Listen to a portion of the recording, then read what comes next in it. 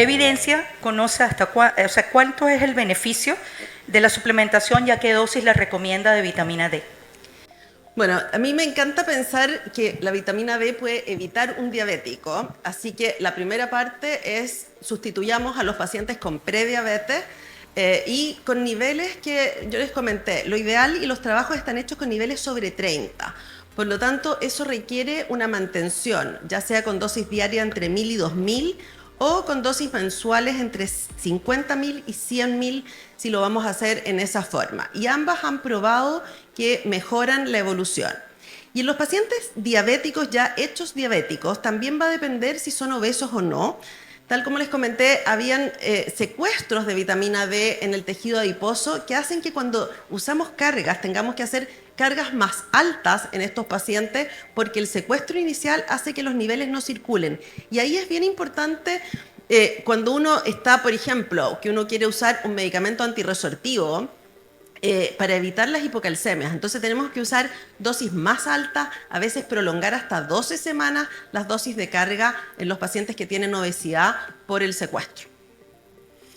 Doctora, tengo otra pregunta propiamente del Perú. En Perú, debido a que la vitamina D no es parte de lo que llamamos acá el petitorio, que es que esté a disponibilidad en el sistema del Ministerio de Salud, se suele utilizar calcitriol.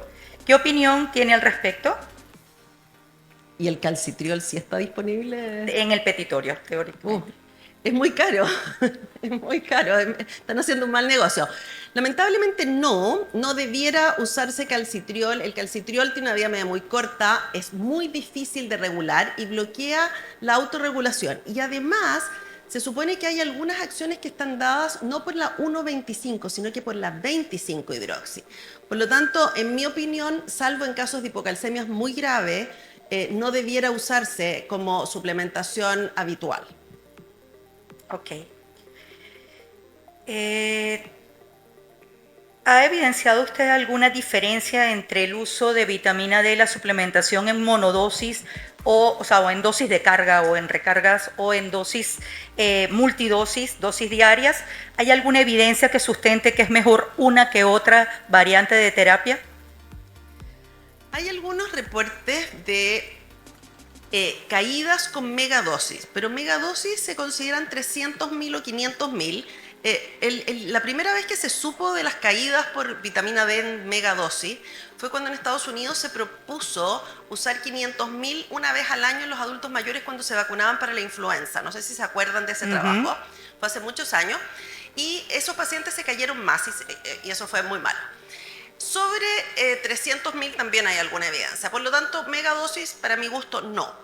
Con dosis grandes, estamos hablando de 50.000 o 100.000, no existe evidencia de mayores caídas, salvo en los pacientes muy ancianos. En pacientes sobre 80 años probablemente debiéramos recomendar siempre dosis diarias. El problema de las dosis diarias es la adherencia. Entonces, uno también tiene que hacer un acuerdo con los pacientes. Yo tengo pacientes que prefieren dosis diarias y pacientes que prefieren dosis mensuales porque ellos deciden que con esa forma van a estar más estables. Perfecto, doctora. Tenemos otra pregunta. Nos piden aclarar si el tamizaje es universal, supongo que es de vitamina D, en diabetes o depende de algún factor como edad, años de diabetes, obesidad asociada o cualquier otro factor. ¿O usted lo considera que debería hacerse en todos los pacientes diabéticos? En mi opinión, los pacientes diabéticos deben tener un nivel de vitamina D y los prediabéticos también. O sea, yo se los pido junto con la hemoglobina glicosilada o junto con la glicemia. Doctora, y le difiero en decirle que los obesos no están en población sana. A ellos todos deberíamos de tener los obesos nuestro dosaje de vitamina D. Aquí tiene un comentario. Gracias por la presentación, muy claro todo. Aprovechando la oportunidad, ya que estamos en un congreso de endocrinología y atendemos pacientes que pueden tener problemas de autoinmunidad, como la diabetes mellitus tipo 1 secundaria autoinmune y enfermedades autoinmunes tiroideas. ¿Qué opina de los valores de vitamina D por encima de 50 para esta población? He observado algunos estudios al respecto. Es un muy buen tema, podríamos estar una mañana entera discutiendo eso. Ha habido información y evidencia controversial sobre el nivel, pero existe una relación sí real entre los niveles de vitamina D y el aumento de la autoinmunidad. Por lo tanto, uno debiera pensar que un déficit de vitamina D aumentaría el riesgo de enfermedades autoinmunes. El punto es que no está claro la dosis o el nivel plasmático, y existe alguna evidencia con niveles de 40, existen evidencias muy anecdóticas con 50, pero también existen algunas evidencias de riesgo sobre 50. Para mi gusto es bien difícil intoxicar a alguien y producirle daño con niveles inferiores a 100 en plasma, pero es difícil poder proponer un nivel sobre 40 con la evidencia actual, pero en autoinmunidad debieran dar por ese rango. Ok, doctora. Y para finalizar, porque ya me hicieron el llamado de que estamos en el tiempo, doctora, bueno, hay varias preguntas sobre las megadosis, porque incluso en el Perú se disponen de presentaciones hasta de 600.000. Entonces, hay varias preguntas al respecto. Con respecto al denosumab, ¿nos podría recomendar alguna estrategia que usted utilice para la descontinuación o el cambio de estrategia terapéutica?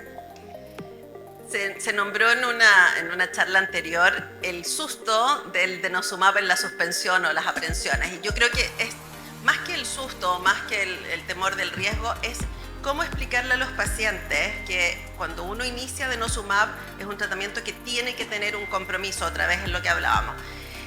Pero yo creo que existen ya bastantes estrategias y bastante prueba de cómo salir cuando uno alcanza y uno logra la meta.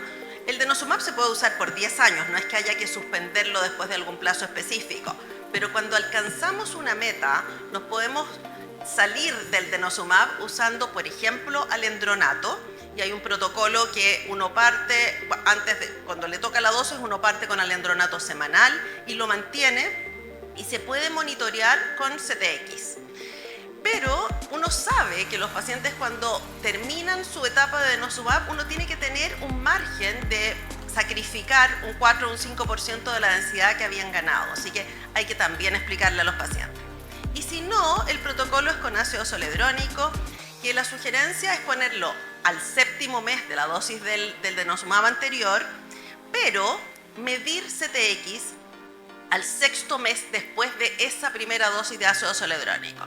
Porque en muchos casos hay que poner una segunda dosis de ácido zoledrónico al 6º mes, no esperar un año, porque como está bloqueado el ingreso del ácido, de los bifosfonatos en general al hueso por el denosumab anterior, podría no haber entrado.